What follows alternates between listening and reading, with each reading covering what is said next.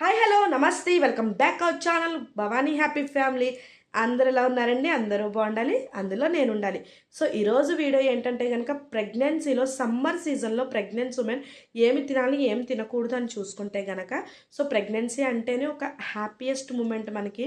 So ఎన్ని అవంతరాలు వచ్చినా మనం దాన్ని మనం దాటుకునే వెళ్ళేలాగా మనం వెళ్తాం కాబట్టి సో అసలు అసలు సమ్మర్లో అసలు ప్రెగ్నెంట్ ఉమెన్ ఏం తినాలి అంటే కనుక చక్కగా డిహైడ్రేషన్ అవ్వకుండా ఉండడానికి, చక్కగా హైడ్రేట్గా ఉండడానికి మంచి ఫుడ్ అనేది తీసుకోండి. చక్కగా ఇంట్లో చేసిన ఫుడ్ తీసుకోండి. చక్కగా ఎప్పుడు గుడ్ డైట్ తీసుకున్న వాళ్ళు చక్కగా మంచి డైట్ తీసుకుంటూనే చక్కగా ఫ్రూట్స్, వాటర్ మిలన్ అని, కొబ్బరి నీళ్ళు అనేసి, లస్సీ అని, మజ్జిగ అని, సో ఇలాగ వాటర్ కంటెంట్ ఉన్న ఫ్రూట్స్ అవి తీసుకోవడం, 4 లీటర్ల వాటర్ తాగడం, లైక్ కొబ్బరి నీళ్ళు, లస్సీ, ఇలా ఈ మజ్జిగ ఇవన్నీ కూడా తీసుకోవడం. అలాగే మ్యాంగో మామిడికాయ తినవచ్చు, జామకాయ తినవచ్చు, సో ఇలా అవకాడో తినవచ్చు.